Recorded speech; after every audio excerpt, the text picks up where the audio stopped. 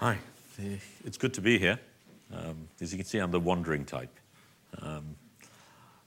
I'll start by looking at some imagery which have been used by the establishment. And, I see my position very much in terms of my relationship with the establishment or against the establishment. And this picture in particular has been talked about a lot.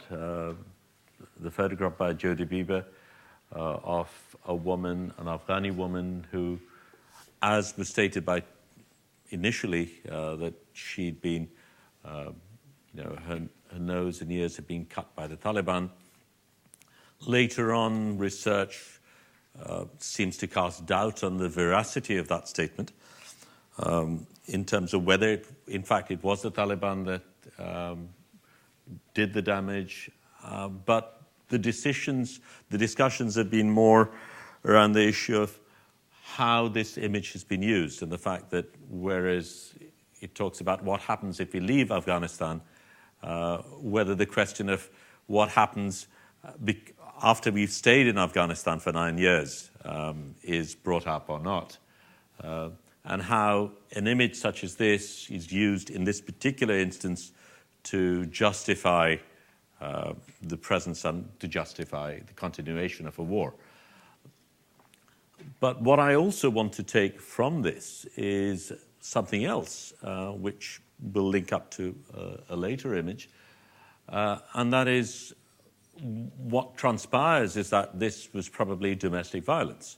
And that while a picture such as this can appear in the cover of Time magazine, the most prevalent form of violence that exists in all our countries, pretty much, is domestic violence, which never makes it to the front cover, is largely not discussed, is not considered one of those traditional forms of violence that needs to be debated or talked about.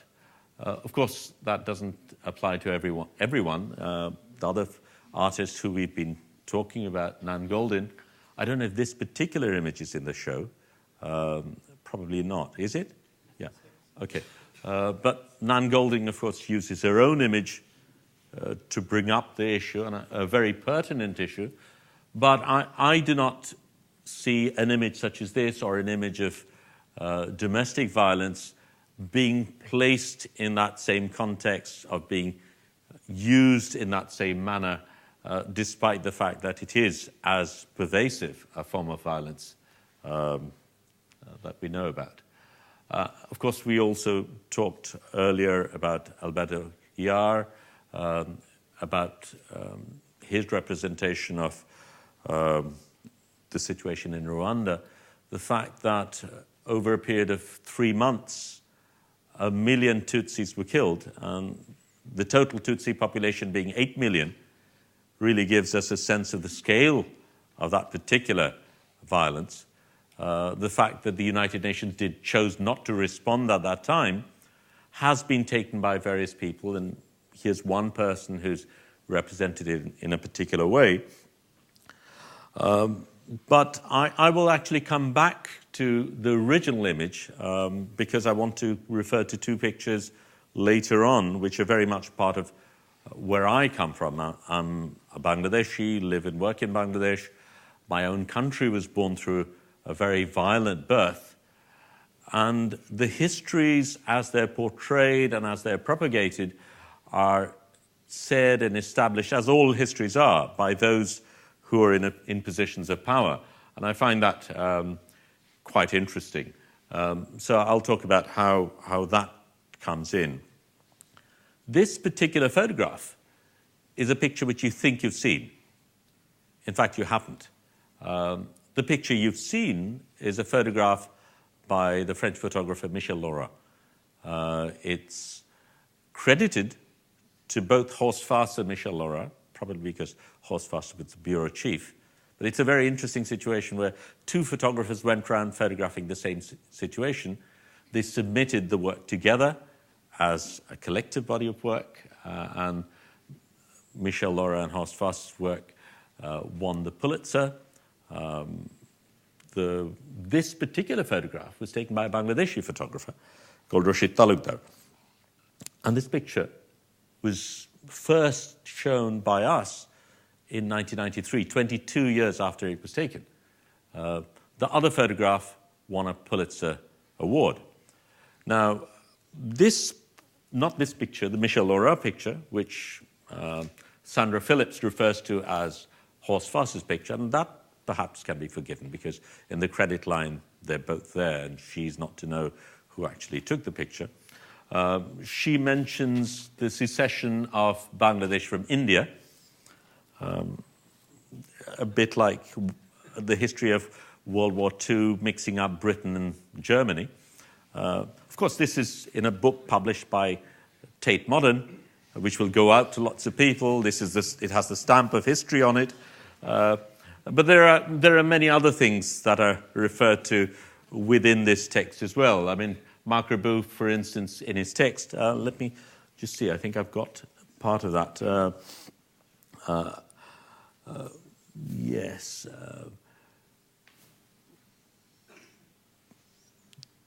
There was no questioning, but only torturing. I can't even describe. I left when I saw blood coming out of their eyes and the mouths of the prisoners. A group of soldiers were competing in being the most violent. The bayonets were piercing the faces and the bodies. Men, women, and children were watching. It was a kind of coronation. Now, I've actually seen the entire contact sheet by Michel Laura. I've not found a single woman there. Marc Reboux might have made this statement. Certainly Sandra Phillips did quote it. It's again in this very prominent publication that goes all around the world, and it becomes history because it's read by other people and regurgitated by other people. This incident involved, I'm not going to go into a great deal of history here, but this was the war criminals being tried, and certainly a very problematic situation. When we tried to show this work in Bangladesh, these pictures were objected to by the government. We were going to show it in the National Museum. At about 10:30 at night, before the day the show was going to open, the government decided these pictures couldn't be shown. We took the entire show down, showed it in our own gallery, because our own government wanted a sanitized version of the war. We were the good guys. We never did anything like this. On the other hand, certainly this did happen. It won the Pulitzer. But there are also very, very interesting things in the background relating to this. And some of those stories never get mentioned. For instance, there's an Indian photographer called Thiagarajan who talks about why or how this happened. And he talks about this happened on the 18th of December, 1971. Bangladesh became independent on the 16th of December, 1971. But the photojournalists hadn't arrived by that time. They arrived a little bit later. It does happen. They needed action. So, according to Thiagarajan, in an interview I took of him, he says, well, he asked the Mukti Bahini, and they said, okay, we'll arrange action for you. This was arranged. Actually, it was meant to generally be a coronation because the son of Mujib was being heralded and introduced. There were 4 people who came in and they were killed. But this picture becomes the international image of Bangladesh. The picture that of course, this particular picture, Rashid Talukdar could not show because Kader Siddiqui, the guy doing the bayoneting, was a very powerful man, and for him to show this picture would have been the equivalent of signing his own death warrant. So that could not have been done. But there is another picture taken by the same photographer, this one, taken on the 14th of December, which actually relates to this because this was the day when the military rounded up the intellectuals, the soldiers. My father was on that list, but he was smart enough to decline that particular party. But they were all gathered together, and later on this was the killing fields of Raya Bazar, where this particular photograph was taken, but many, many people were found. And it was this event that, in a way, led to the subsequent event. This is the picture in Bangladesh, which is the iconic image of Bangladesh of 1971, the picture that you saw is the internationally known picture about 1971, which in Bangladesh was not shown until 22 years later. So who tells the story, why it is told, whose agenda it is, in many ways determines what that representation of any particular violence is going to be. Of course, we as photojournalists find many situations we deal with. This is one of a student being taken to prison after a raid at the university. This is during the democratic process in my country. One of my colleagues' pictures, Firoz is the photographer, of violence in the streets. And of course, state violence is a very common thing in our country. We need to deal with it in many ways. And many of the pictures are about the very direct representations, one way or another, of the sort of violence we see. But then I'm going to talk about my more recent work that was referred to earlier on. State violence has been with us for a long, long time. My agency has been very vocal about it. In 1996, the military rounded up opposition activists before the government was rigging an election. We were very much angered by this, but at that time, not many people were going to speak about it. So we held a press conference. We didn't do anything else. We held a press conference in our agency where many other people came. People protested about what was happening. The following day, I was stopped in the streets. I was stabbed 8 times. My cameras, my computers, my PDA were taken. And a fairly unsubtle signal was being given about what we should do. Of course, it happens again. It continues to happen. And more recently, on the 25th of March 2004, the government in power set up a group called the Rapid Action Battalion, RAB for short. And their job was to clean up the country, get rid of corruption. Essentially what they started doing was killing people. They found undesirable for whatever reason. And we used to get a press release the following day that so-and-so was arrested. They tried to run away. They were ambushed. There was a crossfire, and they died. And you got another press release, exactly the same, with the name of the person and the location changed. There was another crossfire, to the extent that the word crossfire has become, fairly common, and to the extent that I would say, if you do that, I'll get you crossfired. And it, of course, happens. Now, we needed to continue talking about these things. I hadn't been knighted for 14 years, but it's not a particularly friendly greeting. So we looked at other ways of doing it. But there was another argument, and that is that this was known. The fact that crossfire was going on was being talked about. The media brought it up. The judiciary brought it up. We weren't being able to stop it. So providing further information, we felt, wasn't really going to achieve a practical purpose.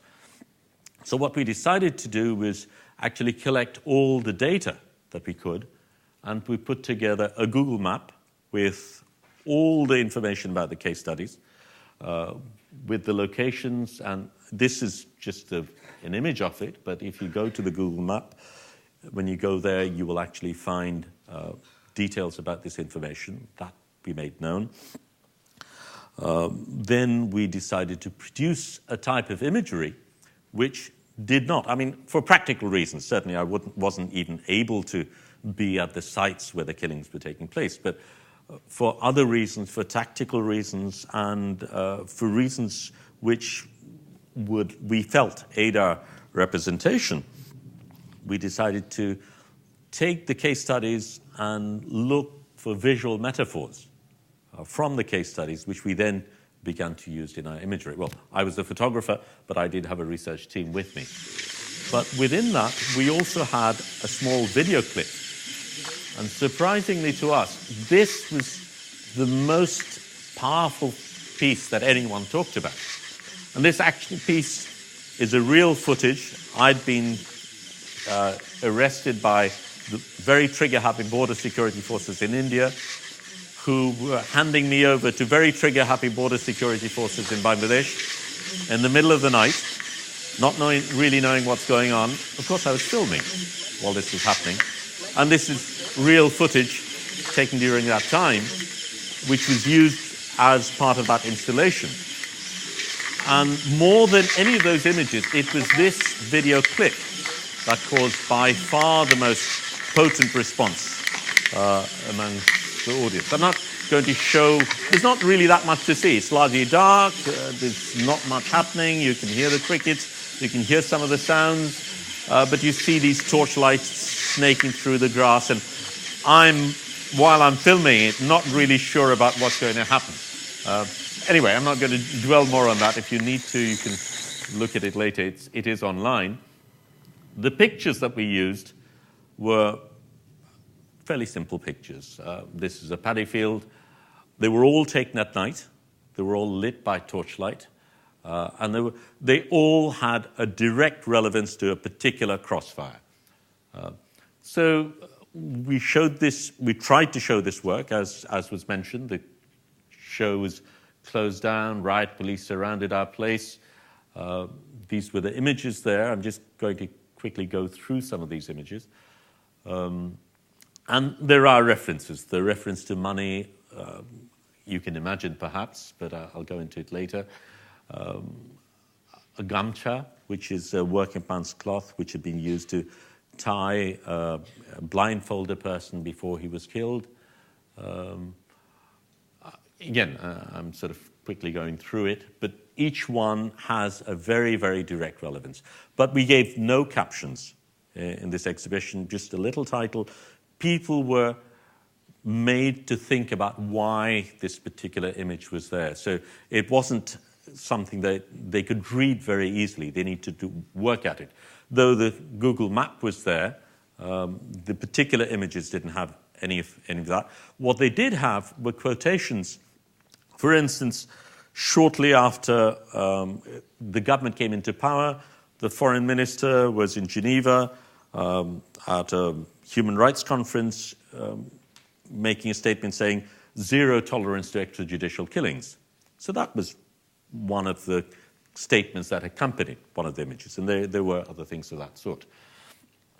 I'll just quickly go through this. This is a mosque where one of the killings had taken place.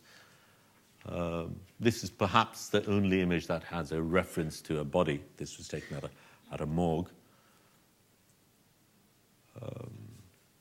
Waterboarding, and of course you can work out what might have happened. But what was also very interesting was the response to this particular show. The government, of course, did close it down. We then took the government to court. The court was about to rule in our favor to have the show reopened. The government, sensing that there was going to be a ruling against it, actually backed out and removed the police from the gallery the day before the final day. So there was one day when people actually got to see the work. But while all this was going on, there was a whole lot of things happening behind the scenes as well. This is on the day of the opening, when people have actually come over for the show. Of course, media was there. There was a lot of people there. Police, you can't really see the police here too much. What we'd also arranged to do was a Skype conference with the Secretary General of Reporters Sans Frontières from Paris. We managed to sneak inside the show and continue the Skype conference while there's police surrounding us outside. We're going through, doing a gallery walk with a Skype. The whole thing was webcast, so it's live. We've got teams outside photographing the police. I'm inside doing this, and of course, as you can see, there's media inside as well who we've managed to sneak in. This Moheshata Devi is one of the most well-known activists from India, very, very famous literary figure, who'd come over from India to open the show. symbolically, we opened the show outside the gallery through Mahesheta Devi removing handcuffs from my hands.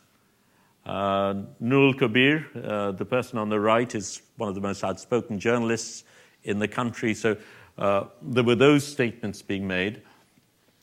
What was also very interesting is that there was a massive nationwide campaign for the show to be opened.